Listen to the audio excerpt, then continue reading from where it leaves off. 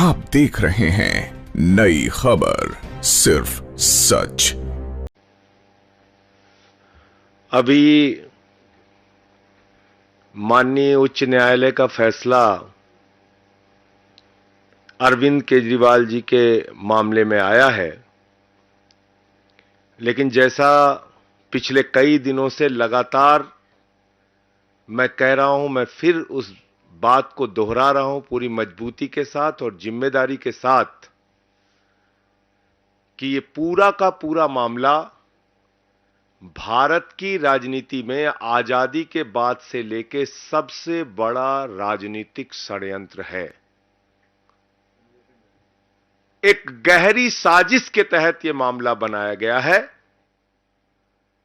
और इस मामले के पीछे किसी घोटाले की जांच का मकसद नहीं है। दिल्ली की प्रचंड बहुमत से चुनी हुई अरविंद केजरीवाल को गिराने और खत्म करने का मकसद है। पंजाब की प्रचंड बहुमत से चुनी हुई सरकार को गिराने और खत्म करने का मकसद है। आम आदमी पार्टी की बढ़ती हुई ख्याति को और राष्ट्रीय पार्टी का दर्जा 10 वर्षों में हासिल करने की उपलब्धि को खत्म करने की कोशिश है। क्योंकि शराब घोटाला तो भारतीय जनता पार्टी ने किया है, वहां तो मनी ट्रेल मिल गया, 60 करोड़ का मनी ट्रेल मिल गया, लेकिन कोई कार्रवाई अब तक भारतीय जनता पार्टी के नेताओं पर नहीं हुई। और अरविंद केजरीवाल जी के मामले में झूठे गवाह तैयार किए जाते हैं, बेबुनियाद आरोप लगाए जाते हैं। 10-10 गवाहों के 10-10 बयानों को छिपाकर षड्यंत्र के तहत 2 ही बयान कोर्ट के सामने लाए जाते हैं। 10 बयानों में से 8 बयान छिपाकर मात्र 2 बयान कोर्ट के सामने लाए जाते हैं। और मैं फिर से दोहरा रहा हूं, मंगुंटा रेड्डी, राघव रेड्डी के 10 बयान थे। अंतिम 2 बयान में जैसे ही उन्होंने केजरीवाल जी का नाम लिया, तुरंत उसके बेटे को बेल मिल जाती है। और मंगुंटा रेड्डी कौन है? आज की तारीख में वो एनडीए का प्रत्याशी है। आंध्र प्रदेश में नरेंद्र मोदी जी की तस्वीर लगा के वोट मांग रहा है, जिसके ऊपर भारतीय जनता पार्टी और ईडी ने शराब घोटाले का आरोप लगाकर उसकी जांच शुरू की थी। आज वो कैसे मोदी की तस्वीर लगा के वोट मांग रहा है? मुझे जवाब दो भारतीय जनता पार्टी के लोगों। शरद रेड्डी 12 बयान उसके लिए जाते हैं, अरविंद केजरीवाल जी के बारे में एक शब्द नहीं बोलता। अंतिम 2 बयान में बोलता है, 10 बयान में नहीं बोलता। और जैसे ही 2 बयान में वो नाम लेता है केजरीवाल जी का, उसको तुरंत बेल मिल जाती है और वो छूट जाता है कमर दर्द के नाम पे। ये राजनीतिक षड्यंत्र नहीं तो और क्या है? चंदन रेड्डी नाम के एक गवाह का कान का पर्दा फाड़ दिया गया, हाई कोर्ट में उसने अपील की। समीर महेंद्रू पे दबाव बनाया गया, अरुण पिल्लई पे दबाव बनाया गया, गवाहों को डराया गया, धमकाया गया। और तब यह पूरा मामला केजरीवाल जी के खिलाफ तैयार किया गया।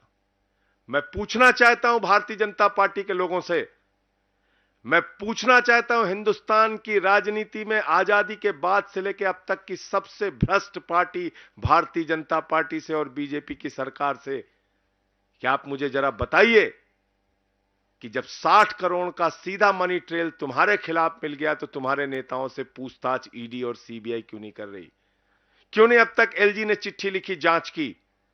क्या कारण है कि इलेक्टोरल बॉन्ड में इतना हजारों करोड़ का घोटाला सामने आने के बावजूद, जिस कंपनी का मुनाफा 0 है, जिस कंपनी का मुनाफा घाटे में है, मुनाफा तो छोड़िए, जो कंपनी घाटे में चल रही है वो सैकड़ों हजारों करोड़ रुपए आपको चंदा दे रही है। जो फर्जी कंपनियां कागजों में बनी हैं वो सैकड़ों हजारों करोड़ रुपए भारतीय जनता पार्टी को चंदा दे रही हैं। कहां income tax department, CBI, ED क्यों नहीं जांच करती भारतीय जनता पार्टी के नेताओं की? क्यों नहीं पूछताछ होती उनकी? क्यों नहीं गिरफ्तारी होती नहीं उनकी? क्यों नहीं छापे पड़ते उनके यहां? तो इसलिए मैं फिर दोहरा रहा हूं कि यह पूरा का पूरा मामला एक गहरी राजनीतिक साजिश के तहत अरविंद केजरीवाल जी के खिलाफ बनाया गया है। और जो बयान केजरीवाल जी के पक्ष में थे, वो बयान ईडी ने जानबूझकर भारतीय जनता पार्टी और सरकार के इशारे पर राजनीतिक साजिश के तहत कोर्ट के सामने रखा ही नहीं बयान। तो जब सारे साक्ष्य आप कोर्ट के सामने नहीं रखेंगे तो कैसे न्याय मिलेगा? उस काम में हमारे जो केजरीवाल साहब के वकील हैं वो लगे हुए हैं और लगातार न्यायालय इस बात को देख रहा है। वकील सारे कागजात के इंस्पेक्शन कर रहे हैं। मुझे पूरी उम्मीद है कि माननीय सर्वोच्च न्यायालय से जल्द ही अरविंद केजरीवाल जी को न्याय मिलेगा, क्योंकि देखिए न्याय की प्रक्रिया है और न्यायिक प्रक्रिया में कई बार विलंब होता है। पीएमएलए एक्ट में बहुत सारी जटिलताएं हैं, जिसमें जमानत मिलने के प्रावधान कठिन है, मुश्किल है, और उसके साथ जब आप साक्ष्य ही पूरे नहीं रखेंगे तो कोर्ट के सामने पूरी बात आ नहीं रही है। 20,000 पन्ने अनरिलाइड डॉक्यूमेंट में रखे गए हैं। मैं सभी पत्रकार मित्रों को बताना चाहता हूं, ईडी ने 20,000 पन्ने अनरिलाइड अपॉन डॉक्यूमेंट में रखे हैं, यानी कि 20,000 कागजात छिपाए गए हैं, यानी कि 20,000 कागजात ईडी कह रही है इस पे हमें भरोसा नहीं है। जबकि सेक्शन 50 पीएमएलए में तो आप झूठा बयान ले ही नहीं सकते। सबसे पहले बताया जाता है सेक्शन 50 पीएमएलए में कि देखो भाई, झूठी गवाही दोगे तो तुम्हारे खिलाफ कार्रवाई होगी। तो किसके खिलाफ कार्रवाई की? अगर 8 बयान किसी आदमी ने दिए और केजरीवाल जी का नाम नहीं लिया, और अचानक जैसे ही उसने केजरीवाल जी का नाम लिया उसको बेल मिल जा रही है, तो वो 8 बयान झूठे तो है नहीं, क्योंकि वो सेक्शन 50 में दर्ज है। उसको आपने क्यों छिपा लिया? 12 बयान शरद रेड्डी के होते हैं, और आप बताइए शरद रेड्डी 10 नवंबर को अरेस्ट हो रहा है और 15 नवंबर को बीजेपी को 5 करोड़ की रिश्वत दे रहा है, और अपनी गिरफ्तारी से लेकर रिहाई तक 55 करोड़ रुपए की रिश्वत बीजेपी को दे रहा है। उसकी जांच नहीं होगी। तो इसलिए हमें पूरी उम्मीद है कि माननीय सर्वोच्च न्यायालय के समक्ष जब सारे तथ्य, सारे सबूत, गवाहों के सारे बयान जो छिपाए गए हैं वो बयान भी, और उसकी सच्चाई जब माननीय सर्वोच्च न्यायालय के सामने आएगी, तो अरविंद केजरीवाल जी को राहत मिलेगी। वो पूरी तरह से निर्दोष साबित होंगे और वो जल्द ही बाहर आएंगे। ये हमारा भरोसा है, यकीन है। गवाहों को मार पीट के बयान लिए गए हैं, ये ऑन रिकॉर्ड चीजें हैं। हाई कोर्ट तक में उन लोगों ने अपील की है, ये ऑन रिकॉर्ड चीजें हैं, ये कुछ छिपी नहीं है। और कोर्ट के फैसलों में कई बार ऐसा होता है, लोअर कोर्ट का फैसला हाई कोर्ट बदल देता है, हाई कोर्ट का फैसला सुप्रीम कोर्ट बदल देता है, सुप्रीम कोर्ट के 2 जजों का फैसला 3 जजों की बेंच बदल देती है, 3 जजों का फैसला 5 जजों की बेंच बदल देती है, 5 जजों का फैसला 7 जजों की बेंच बदल देती है। और हमारे देश में तो ऐसी सरकार है प्रधानमंत्री नरेंद्र मोदी जी की, जो 5 जजों की संविधान पीठ के फैसले को संसद के अंदर बदल देती है। आपको याद ही होगा, 5 जजों ने फैसला दिया था दिल्ली सरकार के पक्ष में कि सर्विसेज उनके पास होनी चाहिए। बावजूद इसके देश के तानाशाह प्रधानमंत्री ने, देश की तानाशाह सरकार ने दिल्ली के पक्ष में दिए गए, अरविंद केजरीवाल जी के पक्ष में दिए गए, लोकतंत्र और संविधान के पक्ष में दिए गए, प्रचंड बहुमत से चुनी हुई सरकार के पक्ष में दिए गए फैसले को, 5 जजों के सुप्रीम कोर्ट के फैसले को संसद में बदल दिया। जब चुनाव आयुक्तों के नियुक्ति की प्रक्रिया में मुख्य न्यायाधीश को रखा गया, तो प्रधानमंत्री जी ने कहा और भाजपा की सरकार ने कहा कि नहीं, चुनाव आयुक्तों की नियुक्ति तो हम करेंगे, और सुप्रीम कोर्ट के फैसले को संसद के अंदर बदल दिया गया। तो है कई बार कानूनी प्रक्रियाओं में। और इस देश के अंदर आपको जानकारी के लिए बता दूं, 80% अंडर ट्रायल है। कोई 10 साल से अंडर ट्रायल है, कोई 5 साल से अंडर ट्रायल है, कोई 3 साल से अंडर ट्रायल है। कई बार न्याय मिलने में विलंब हो जाता है, लेकिन इस मामले में मुझे पूरा यकीन और भरोसा है। मैं फिर दोहरा रहा हूं, अरविंद केजरीवाल जी जल्द ही निर्दोष साबित होंगे, जल्द ही सुप्रीम कोर्ट से, आगे की कोर्ट से उनको राहत मिलेगी, वो बाहर आएंगे। आपके कोई प्रश्न हो तो आप जरूर पूछ सकते हैं।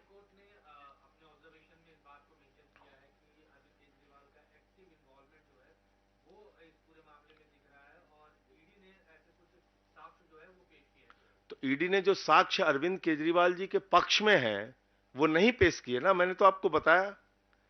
ये पता कैसे चला, ये कैसे पता चला कि वो साक्ष्य नहीं रखे हैं? खुद ईडी ने कहा कि मंगुंटा रेड्डी, राघव रेड्डी के 10 बयान, 8 बयान अनरिलायड अपॉन डॉक्यूमेंट में। हमारे वकीलों ने कहा कि भाई अनरिलायड अपॉन डॉक्यूमेंट में क्यों रखा है आपने?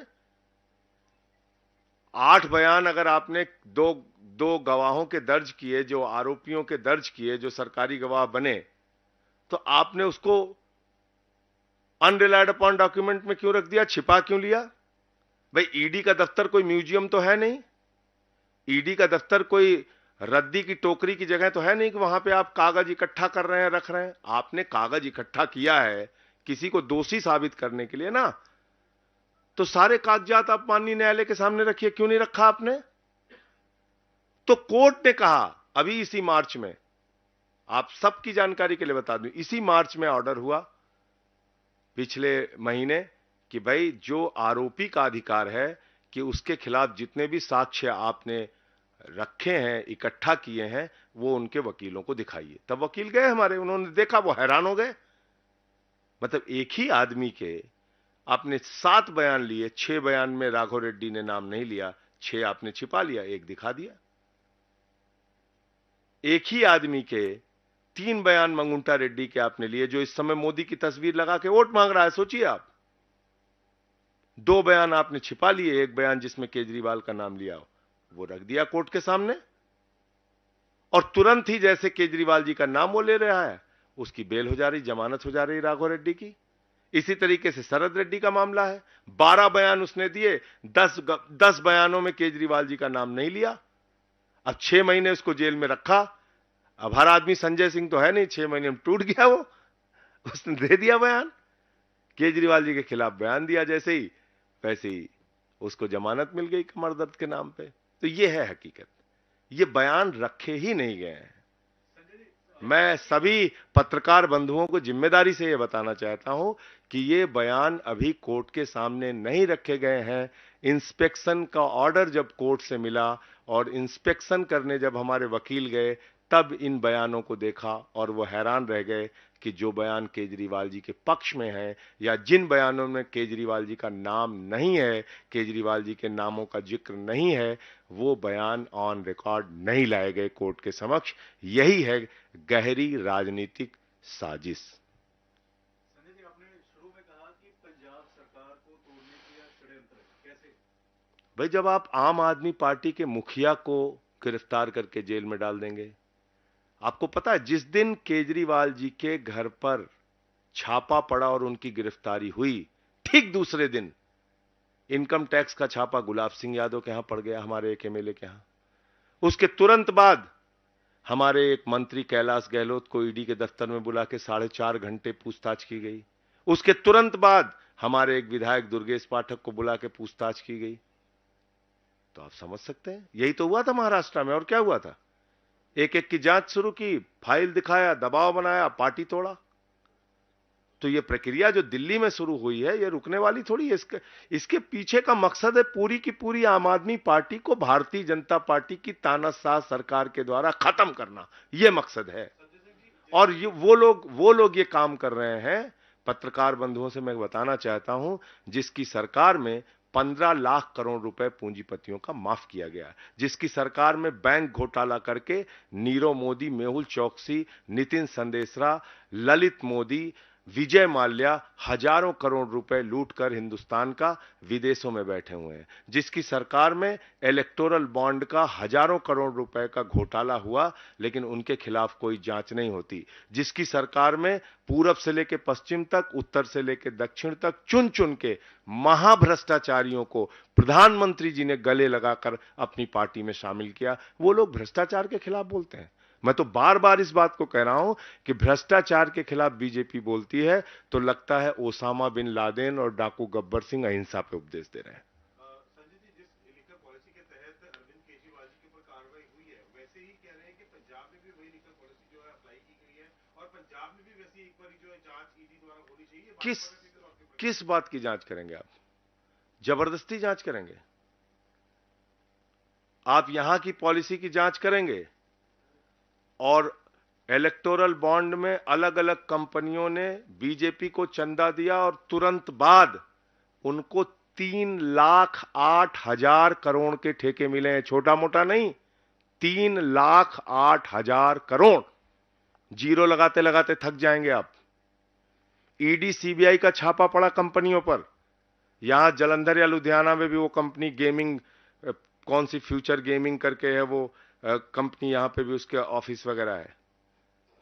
उस कंपनी के यहां ईडी सीबीआई के छापे पड़ते हैं और सैकड़ों हजारों करोड़ रुपए वो बीजेपी को चंदा दे रही है। इसकी जांच नहीं होनी चाहिए? अरविंद केजरीवाल जी की जांच करने के लिए ईडी सीबीआई गामा पहलवान, दारा सिंह, बॉक्सर विजेंदर बन जाती है और जब बीजेपी की बात आती है तो गजनी मोड में चले जाते हैं, कहें हम तो कुछ याद ही नहीं, हमने कुछ देखा नहीं, हम धृतराष्ट्र हो गए हैं। ये क्या है?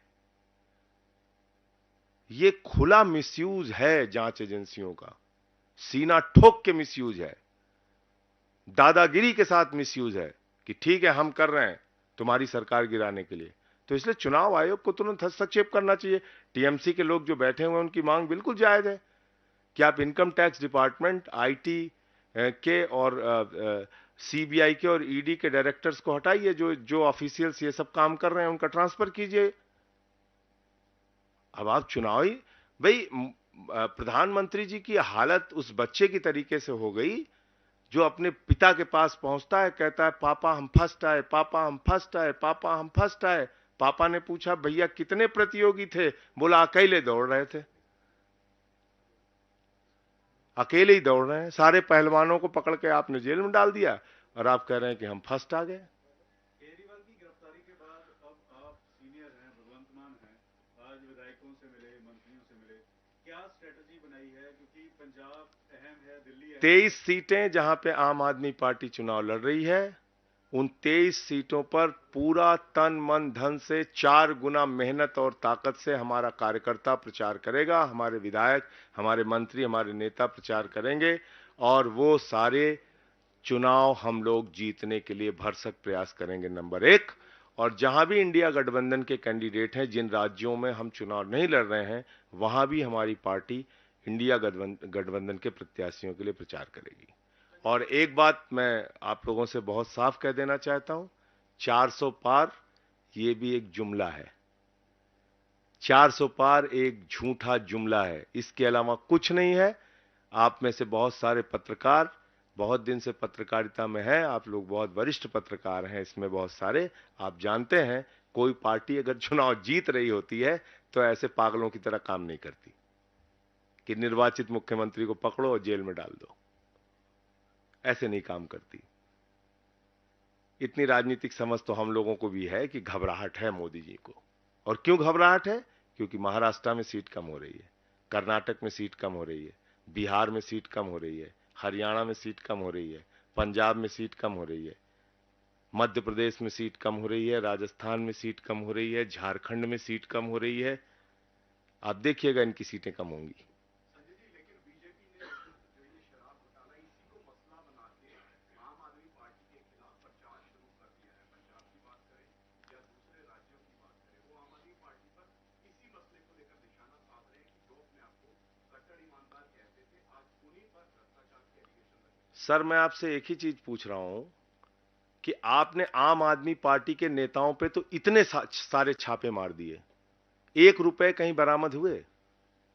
मनीष सिसोदिया जी के घर पे 1 रुपए मिला? भ्रष्टाचार हुआ है तो पैसा कहां गया? 1 रुपए भी मिला? अरविंद केजरीवाल जी के यहां आपने छापे मारे, आपने भ्रष्टाचार अगर हुआ है तो पैसा कहां गया? इतने सारे छापे आपने, आपको पता 162 गवाह हैं ईडी के, 162, और सीबीआई के कितने? 294, 294। टोटल गवाह कितने? 456। कितने लोगों ने केजरीवाल के खिलाफ बयान दिया? मात्र 4। वो बयान किन परिस्थितियों में दिया मैंने आपको बता दिया। कितने पन्नों की चार्जशीट दाखिल की है दोनों संस्थाओं ने? 50,000 पन्नों की।